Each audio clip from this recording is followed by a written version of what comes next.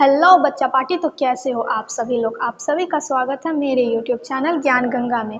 मेरा नाम है जानवी और आज मैं आप लोग को बताने वाली हूँ क्लास 6 के हिंदी बुक का चैप्टर 13। मैं सबसे छोटी हूँ इसका क्वेश्चन एंड आंसर। तो चलिए स्टार्ट करते हैं आज की वीडियो को। पहला क्वेश्चन है, कविता में सबसे छोटे होने की कल्पना क्यों की गई है। तो इसका आंसर है, कविता में सबसे छोटे होने की कल्पना इसलिए की गई है जिससे कि लंबे समय तक पहला माँ का प्यार मिलती रहे, दूसरा माँ के आंचल की छाया मिलती रहे, तीसरा माँ का स्थान मिलता रहे, माँ का साथ मिलता रहे, चौथा विभिन्न प्रकार के खिलौने मिलते रहे, पांचवा माँ द्वारा परियों की कहानी सुनने को मिले।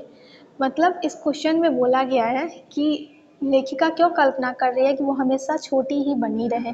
जिसका आंसर होगा कि लेखिका इसलिए चाहती है कि वो हमेशा छोटी रहे क्योंकि बड़े होने पर हमें शायद किसी भी तरह से अपनी माँ से दूर ही होना पड़ता है। जैसे हम छोटे रहते हैं तो माँ हमें हमेशा अपने साथ रखती है, अपने साथ खाना खिलाती है, अपने हाथों से खिलाती है, अच्छे अच्छे खिलौने दिलाती है, हमेशा अपने पास सुलाती है, अपने परियों की कहानी सुनाती है।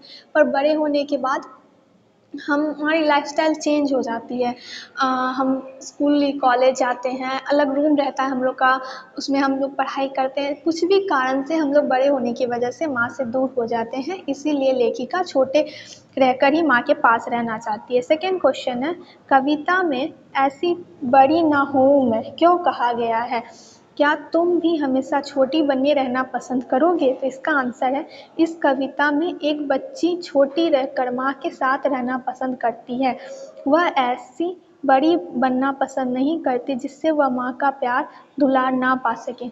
बड़ी बनकर वह माँ के प्यार को खोना नहीं चाहती, इसलिए इस कविता में ऐसी बड़ी न हूँ मैं की कामना की गई है। हाँ, मैं भी हमेशा छोटे बने रहना पसंद करूँगी। मतलब वो बता रही है कि मैं कभी बड़ी नहीं होना चाहती क्योंकि मुझे कभी माँ का प्यार, माँ का स्नेह, जैसे छोटे बच्चों के साथ माँ का प्यार रहता है वैसे खोना नहीं चाहती, इसलिए मैं कभी बड़ी होना नहीं चाहती। और हाँ, मैं भी कभी, मतलब ये जो पूछ रहा है हमसे क्या तुम बड़ी होना चाहती हो, तो राइट, मेरा भी यही एक्सपीरियंस है कि मैं कभी बड़ी होना नहीं चाहती हूँ, पर सबको बड़ा होना ही पड़ता है।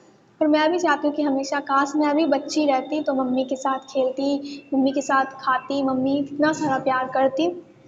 तो यही है हमारा सेकेंड क्वेश्चन। तो हमारा थर्ड क्वेश्चन है, आशा स्पष्ट करें। हाथ पकड़ फिर सदा हमारे साथ नहीं फिरती दिन रात। इसका आंसर होगा, इस कविता का आशय है कि बच्ची अपनी माँ की सबसे छोटी संतान बनकर रहना चाहती है क्योंकि बड़े हो जाने पर उसका साथ माँ से छूट जाता है। जिस तरह छोटे रहने पर माँ हमेशा बच्चे के साथ रहकर समय तक प्यार देती थी, वैसा अब नहीं करती। वह हमेशा माँ के साथ रहना चाहती है। ये जो हमारा थर्ड क्वेश्चन है, ये हमारा आशय स्पष्ट करना है। तो आपको ना आशय स्पष्ट करने में कविता की कुछ पंक्तियाँ दे दी जाएगी जैसे इसमें दी हुई है, और आपको उसको अच्छे से पंक्ति क्या बोल रहा है वो लिखना पड़ेगा। तो आप इसे अपनी स्टाइल में कैसे भी लिख सकते हो। तो यहाँ पे हमने लिखा है कि इस कविता का आशय है कि बच्ची जो है अपनी माँ की छोटी संतान, मतलब छोटी, सबसे छोटी बच्ची बन के रहना चाहती है ताकि उसे हमेशा माँ का प्यार मिलता रहे, माँ का दुलार मिलता रहे। हमारा चौथा क्वेश्चन है, अपने छुट्टेपन में बच्ची माँ के बहुत करीब होती है। इस कविता में जिंदगी की कौन सी स्थिति बताई गई है। तो इसका आंसर है, माँ की गोद में सोना और परियों की कहानी सुनना, उसकी आंचल पकड़कर चलना, उसके हाथों खाना तथा उसके हाथों सजना संवरना इत्यादि इस कविता में नज़दीकी की स्थिति बताई गई है।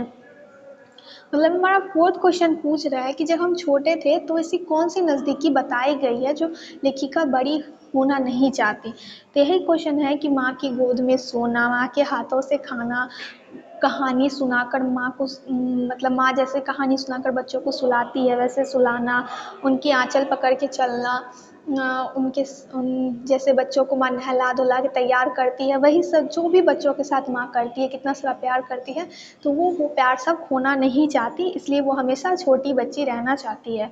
तो ये थे हमारे चैप्टर 13 का क्वेश्चन एंड आंसर। आपको मेरी वीडियो कैसी लगी ज़रूर बताइएगा। तो मिलते हैं नेक्स्ट वीडियो में, तब तक के लिए बाय बाय, एंड चैनल को सब्सक्राइब और वीडियो को लाइक ज़रूर कर दीजिएगा। मिलते हैं नेक्स्ट वीडियो में, बाय बाय।